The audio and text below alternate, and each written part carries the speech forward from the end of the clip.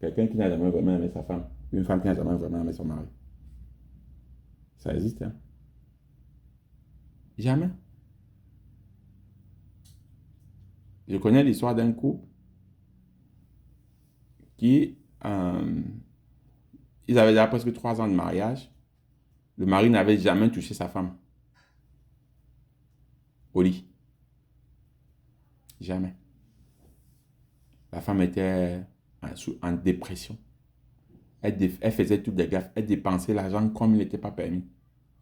Pourquoi? Parce que son père l'a obligé de se marier. Il s'est marié. Il allait aux femmes. Il a suivi son père. On a fait toutes les cérémonies. On a fait des mariages à plus de 20 millions de francs CFA.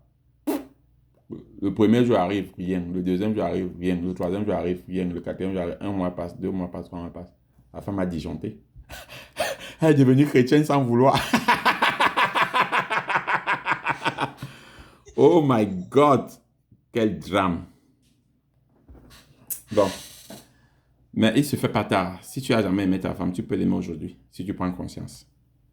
Si tu n'as jamais aimé ton mari, tu peux l'aimer aujourd'hui si tu prends conscience. Parce que l'amour, c'est quelque chose qui se travaille.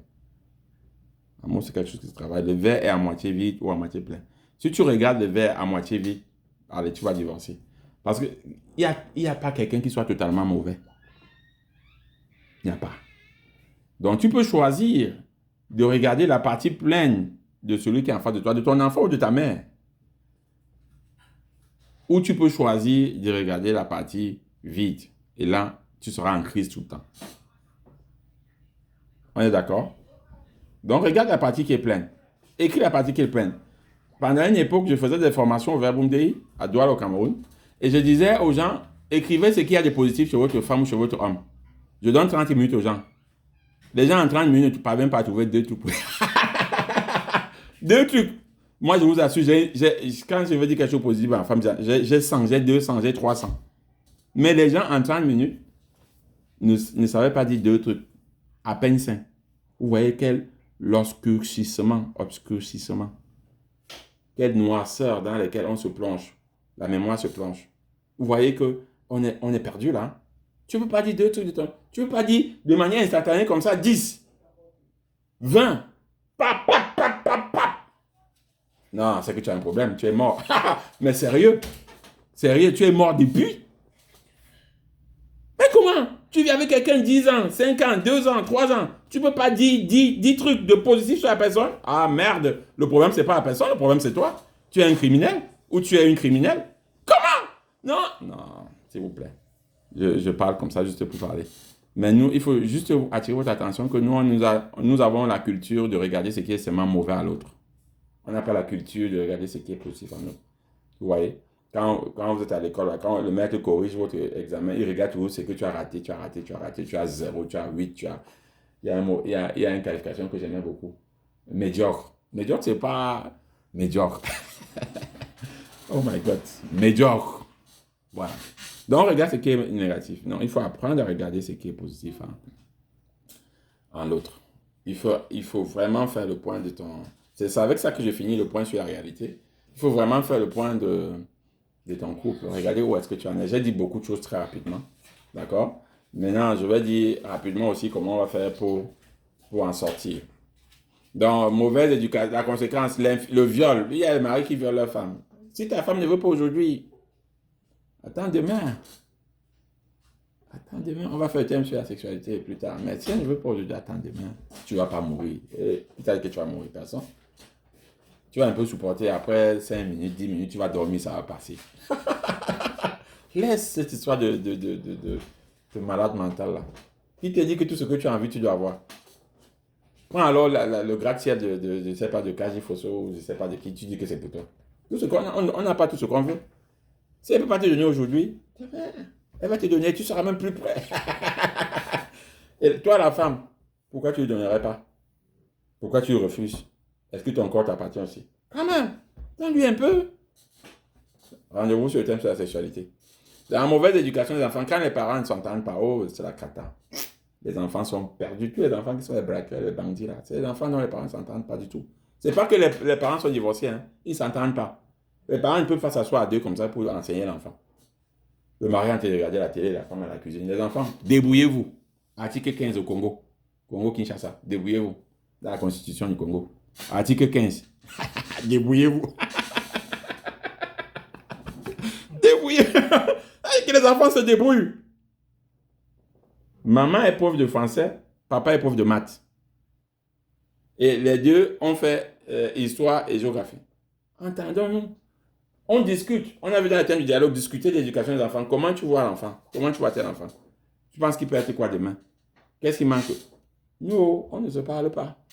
Moi, quand je rentre le soir, je reste au bar ou je ne sais pas où je rentre jusqu'à je dors seulement. Mauvaise éducation des enfants, meurtre, comme Takam. Etc. Donc, voilà la réalité. Vous connaissez ça mieux que moi. Donc, je passe sur ce point-là. Comment sommes-nous tombés si bas?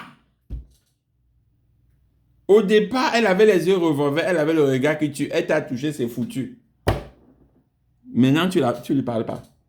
Maintenant, tu ne la supportes même pas. Maintenant, tu ne le supportes pas. Maintenant, il t'énerve. Mais quand je vous dis ça, je parle d'au moins 60% de couple. Si je ne veux pas dire 80 ou 90%. Vous le savez bien. On est là pour la forme. Combien de fois vous avez entendu cette phrase? C'est les enfants qui me gardent ici. Combien de fois? Mais pourquoi tu t'arrêtes pas pour faire le point? Voilà, c'est qu'on va voir dans la suite. Pourquoi? Comment pourquoi? C'est la suite. Voilà, il y a juste 3 raisons. On pourrait citer plus. Mais j'ai voulu mettre 3 raisons. L'ignorance, le manque de formation et l'absence de la 3e personne dans le couple qui est Dieu. Voilà pour moi tout ce que je dis. L'ignorance, tu ne savais pas qu'on se forme. Tu ne savais pas parce que quand on dit à l'église que forme-toi, tu t'en fous. C'est quand ça te boule maintenant que tu dis, ah, tonton rigole, après 10 ans de mariage, 5 ans, je comprends qu'il faut quand même se former. Oui, je comprends que c'est important. Mais ce n'est pas moi qui dis ça la première fois. Quand tu étais à l'église, quand tu étais enfant, on t'a dit que dès que tu as la première communion ou la confirmation, entre dans un groupe pour qu'on te forme. Tu as fui. Moi, j'ai juste la chance de continuer là. Quelle est la différence de toi et moi? C'est que j'ai continué cette formation. C'est que j'ai continué cette formation sans jamais l'arrêter. C'est l'ignorance. Tu ne sais pas qu'il fallait apprendre à aimer. Tu ne sais pas qu'il fallait saisir ça à aimer. Et je te le dis tout de suite, l'amour, il faut pratiquer. Il faut apprendre. Il faut s'exercer. Donc, à la fin, ici, il y aura des activités précises qu'on va faire après cette formation. Ce n'est pas un truc que vous m'appelez, vous me faites la talakou. Non, tonton Rigo, c'était bon. Ah, le prochain, c'est quand? J'en ai pas besoin. Non. Si tu veux, tu ne dis pas. Je m'en fous. Est-ce qu'on me paye pour ça? 0. Je vous préviens, mon ordinateur, c'est à lâcher hier. Donc, j'ai dû réécrire cette formation depuis ce matin à 3 heures. On me paye pour ça? 0. Est-ce qu'il faut qu'on me paye? Niet. Moi, ton bonheur me plaît. Quand tu te vois comme ça demain, tu souris. Tu souris, tu es content, tu es heureux. Elle est heureuse. Elle dit que tonton Rigo, c'est 5 sur 5. L'amour est au top. Que je vois bras dessus, bras dessous. Oui. Allez de l'avant. Donc, manque de formation et absence de Dieu dans la famille. Pour moi, je vous assure, le mariage sans Dieu n'existe pas. Le Dieu de Jésus-Christ. Le Dieu de Jésus-Christ. C'est-à-dire que si les gens veulent, il y a un courant maintenant qui s'appelle les africanistes, les dieux des Africains, machin truc. Bon, chacun est libre, hein. Chacun est libre de croire à son Dieu. Mais le Dieu de Jésus-Christ qui t'apprend à vivre l'amour, celui-là, il est capital dans le mariage. Celui qui te donne les valeurs du mariage, il est capital dans le mariage. Right? Il est capital. Le Dieu de Jésus-Christ. Donc je vous invite à voilà, l'absence de l'ignorance, qu'il faut se former, qu'il faut apprendre, qu'il faut pratiquer, le manque de formation et tout, et l'absence, l'accompagnement. Voilà, Raïs a dit l'accompagnement, je ne sais même pas si vous la voyez. Raïs a dit l'accompagnement et tout ça. Donc, alors, ce qu'il faut faire, c'est voilà la partie qui est la plus sucrée, ce qu'il faut faire quand on s'aime. Il y a seulement 5 petites choses qui ont été écrites, c'est pour ça que je vous dis que je ne suis pas dans les histoires de religion. Les 5 choses que je vous dis là ont été écrites par un pasteur protestant qui s'appelle Gary Chapman. Il a étudié l'amour, il a écrit tout un gros livre qu'on vend au Cameroun qui s'appelle Le langage de l'amour. Ouais, ce qu'il développe, Gary, c'est que l'amour a un langage. Le mot amour ne veut rien dire. D'ailleurs, quand un adolescent dit à l'autre que je t'aime, Il n'aime pas. Il a besoin En fait, il veut dire que j'ai besoin de toi dans mon lit. Pour être plus précis. Non. Quand un homme dit à une femme que je veux t'épouser, c'est pas l'amour. Il dit que j'ai besoin, comme je vous ai dit au départ, de quelqu'un pour repasser mes habits, pour veiller que mes lunettes soient propres, que j'ai une coiffure qui convienne. Quand je sors, je suis quelqu'un, on me respecte. C'est pas l'amour. L'amour a un langage, selon Gary Chapman. Et le langage qu'il a développé, nous avons pratiqué ce langage pendant beaucoup d'années, plus de 20 ans, et ça marche à coup sûr. Mon épouse et moi, on est conseillers des groupes dans le cadre de la formation Verbum Dei. On a pratiqué ce langage d'amour, ça marche à 100%. Donc, si vous allez retenir quelque chose de tout ce que j'ai dit, c'est les 5 langages de l'amour. Voilà, les 5. Retenez d'abord, c'est une doigt de la main. Les paroles valorisantes, les services rendus, les moments de qualité, les gestes de tendresse et les petits cadeaux. Voilà, tout ce que je vais dire aujourd'hui, tout ce que vous devez retenir aujourd'hui, c'est seulement les 5. Faites la photo de ça. Écrivez ça. Donc, oubliez tout. Oubliez tout ce que j'ai dit là. Retenez seulement celui-ci et vous pratiquez. Vous allez me voir en route. Vous allez sortir, vous allez donner des bisous partout, que tonton rigole. Vous allez voir Aïssa, vous allez donner des bisous partout. Vous allez que c'est magnifique. Ça marche à coup sûr. Hein? Les paroles, allons-y rapidement. Maintenant, je vais courir. Les paroles valorisantes. Voilà, vous avez un tas. Mais je vous ai donné quelques. J'ai puisé dans ma besace et je vous ai donné quelques ici. Pardon. C'est les mots qui doivent être toujours dans votre bouche. Avec le regard. Moi, j'aime le regard. J'aime regarder ma femme dans ses yeux. Moi, j'aime regarder ma femme dans ses yeux. C'est très important. Il faut avoir cette connexion-là. C'est là où tout l'amour se passe. L'amour, c'est dans les yeux, quoi. J'aime regarder ma femme dans ses yeux. C'est-à-dire que, pardon, s'il te plaît, merci, je m'excuse, tu es belle. Hein? Tu es beau. Les femmes, vous les femmes, je vais vous taper un jour. Hein. Je vous assure. Regardez-moi ça. Et vous aimez toujours quand vous dites tu es belle. Mais vous ne dites jamais à l'homme qui est aussi beau.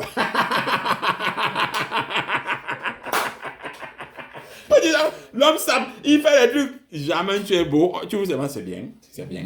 C'est bien. Mais tu es beau, mon homme. Regardez, les filles dehors disent que quand l'homme traverse le sol de la porte, tout le monde, toutes les filles commencent à dire waouh, waouh, waouh.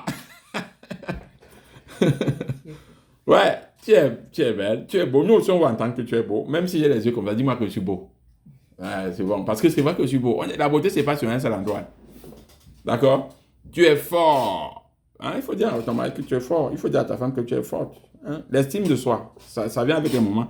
Ici au Canada, c'est très développé, c'est un mot-là. J'aime beaucoup dire la qualité des gens. Tu es intelligente. Tu es intelligent. Personne ne peut te remplacer. Oh, c'est sucré. Non, je dis ça souvent à ma femme. Personne, tu es la number one. Tu es mon devant derrière. Donc, il faut mettre ça. Tu es la meilleure. Tu es le meilleur. Tu es bon.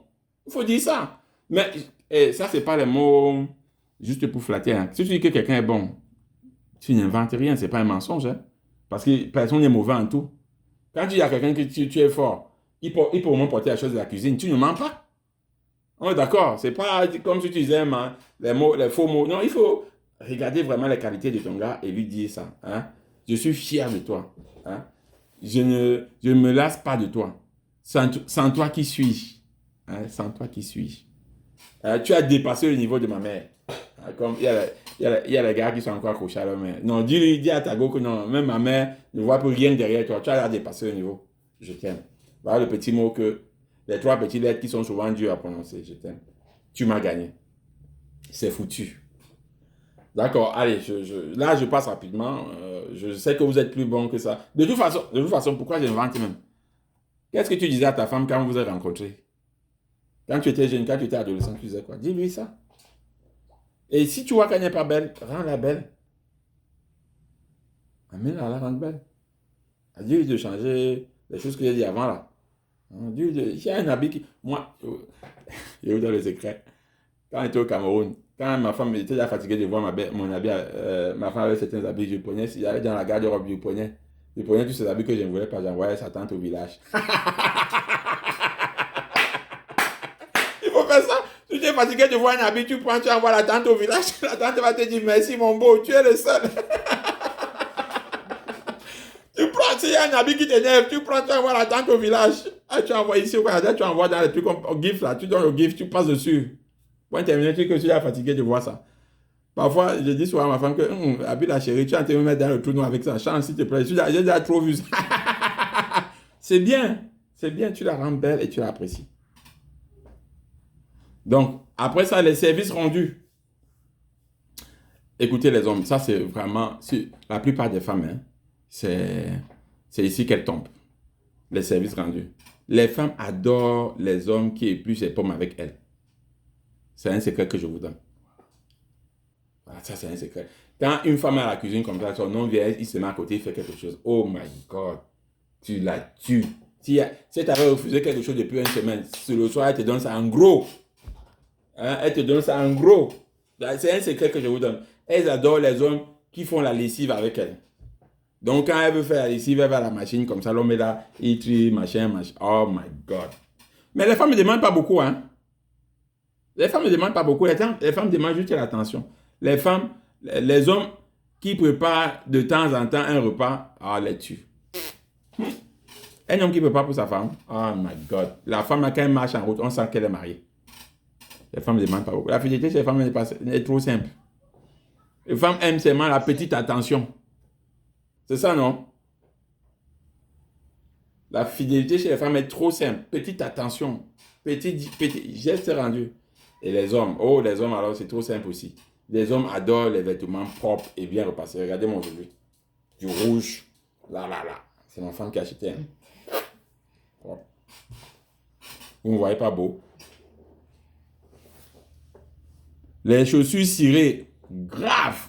Les hommes, la chaussure cirée, quand il peut se mirer sur la chaussure, bon, les hommes, eux-mêmes, en général, ils le font eux-mêmes. Mais si la femme parvient à trouver, ou à s'organiser avec ses enfants pour que ce soit fait, il est dolé.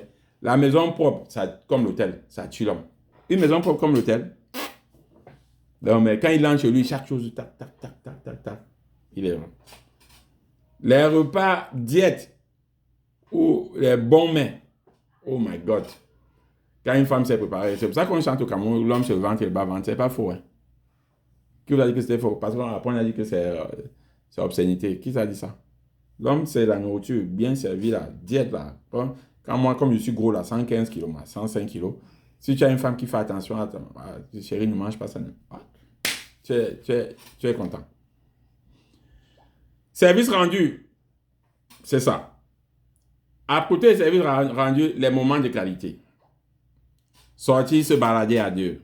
Faire un voyage à deux. Aller en vacances, aller à chute du Niagara. Aller au chute du Niagara. Aller à Toronto, aller à Québec, aller à Paris, aller à Majorque. J'ai amené ma femme à Berlin. Quand les moyens te permettent. Si tu es au Cameroun, tu peux pas aller à Berlin. Tu vas à Fondement-Couette, au sommet de la montagne. Avec ta femme, vous restez là-bas à deux.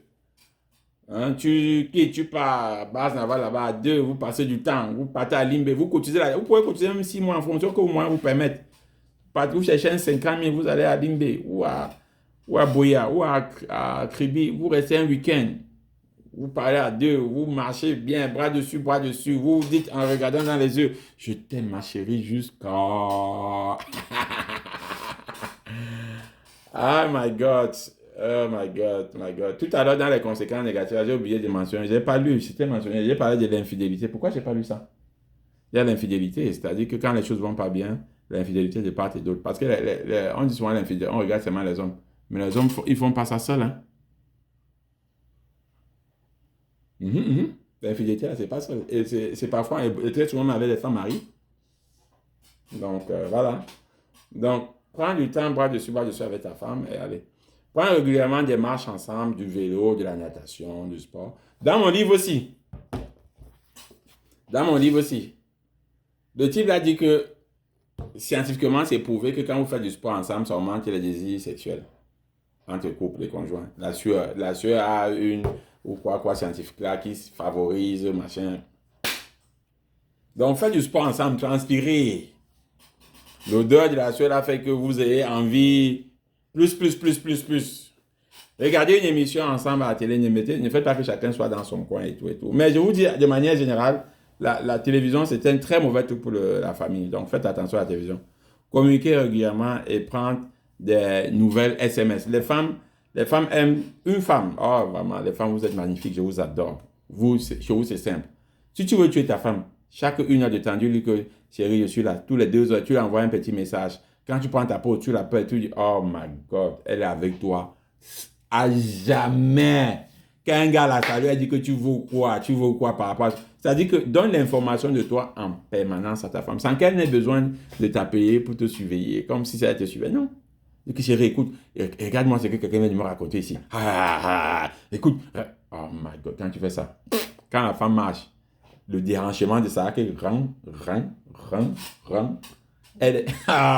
même quand tu la vois dire que yes, j'ai un produit. Non, elle est heureuse. Quand une femme est heureuse, quand une femme est aimée, non, c'est la mort. Donc, s'il vous plaît, les moments de qualité, c'est très important. Là, je suis en train de courir parce qu'il me reste, j'ai fini dans 5 minutes juste. Donc, les gestes de tendresse, se prendre dans la main, se regarder dans les yeux, danser ensemble. Coller, pas avec la femme de quelqu'un, avec ta propre femme.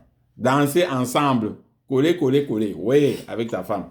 S'embrasser tendrement, sans avoir honte, même devant les enfants. Bisous à la bouche pour qu'ils sachent que les parents s'aiment.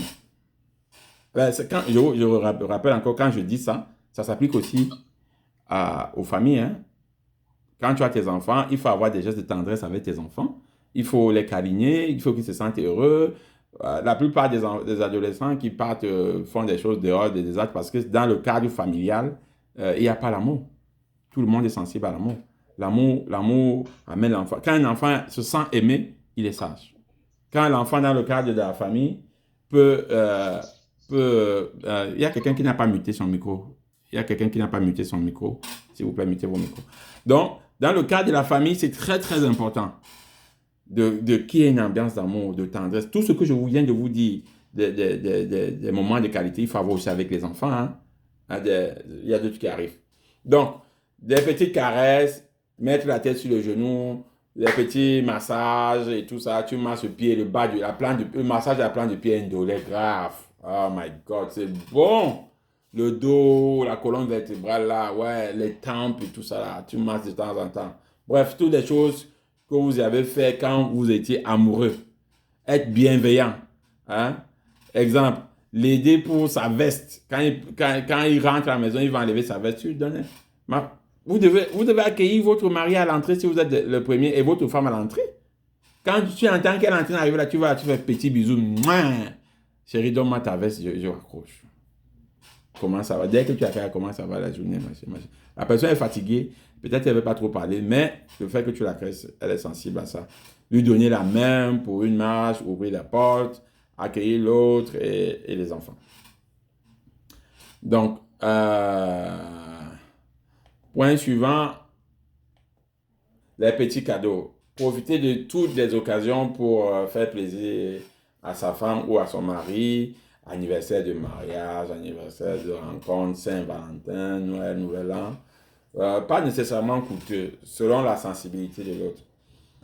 Donc, il faut connaître votre gars. Parfois, parfois, demande-moi quand tu me donnes un cadeau important. La surprise est bonne, mais parfois, demande aussi. Moi, quand je fais un cadeau, je dis que vraiment, qu'est-ce que tu veux qui te plaise? Franchement, parfois, tu fais une surprise. Merci pour la surprise. Vous voyez ce que je veux dire? La surprise est bonne, mais après, apprenez aussi à connaître les sensibilités. Mais si vous n'avez aucune idée, parfois c'est mieux de demander que j'ai envie de te faire une surprise, un beau cadeau. Qu'est-ce que tu aimerais avoir? Parfois, ça passe aussi. D'accord? Mais le cadeau aussi, c'est pas seulement les jours que j'ai dit Saint-Valentin, machin là. C'est le soir quand tu rentres. Quand tu fais un tour à la station d'essence, tu prends un Kit Kat, un chocolat. Je t'ai gardé quelque chose. Ça, c'est mortel. Tu achètes une bouteille de vin qu'elle aime. Je t'ai gardé une bouteille de vin. Oh, en dehors des occasions, tu achètes une boucle d'oreille, machin. Quand tu vas à la pharmacie, ici, comme ils vendent des boucles à la pharmacie, tout ça là, tu achètes. Je t'ai gardé quelque chose. C'est très beau. Il faut le faire souvent. Il faut le faire toujours.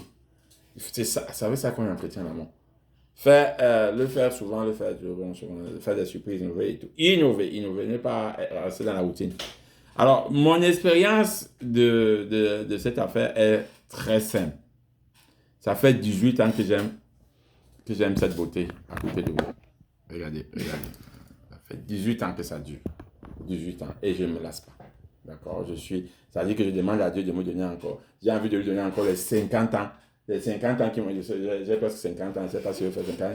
Que tous les 50 ans qui me restent à vivre, que Dieu lui donne ça et que je sois toujours heureux.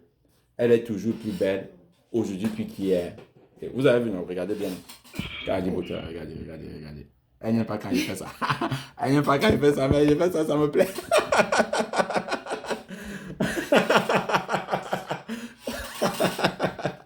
Désolé, je suis un fou, vous le savez déjà, mais ça va. Donc, moins que demain. Voilà, il faut tout faire. Je suis content d'elle. Aujourd'hui et devant vous, je le renouvelle encore mon amour. Je lui donne 50 ans encore. Merci. Voilà, merci. Donc, je fais toujours tout que le Seigneur soit au centre du couple. Voilà. Ça dit qu'au-delà de tout ce que je vous ai dit, qui peut être très humain, je mets Dieu au centre de mon couple. Heureux l'homme qui met sa foi à Yahvé. Jérémie 17, qui met sa foi à Yahvé.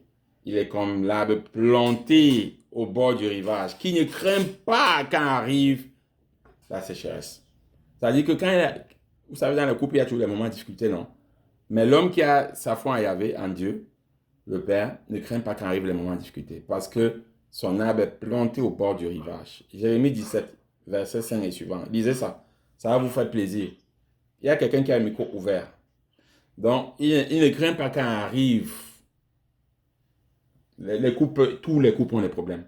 Si quelqu'un vous dit, moi-même là, il vous a dit que je n'ai pas de problème. Moi, j'ai des problèmes. Mais mon arbre est planté en Dieu. Donc, je vous conseille et je vous recommande de vous planter en Dieu. Donc, c'est avec ça que j'ai fini cet exposé en exactement 60 minutes. Je suis désolé d'avoir été un peu long. Mais voilà, je devais dire tout ce que je vous ai dit. D'accord? Ce qu'on va faire maintenant, ce que je vous recommande de faire maintenant, par rapport d'abord au langage de l'amour, c'est de repérer tout de suite quel est le langage de l'amour auquel votre femme ou votre mari est sensible.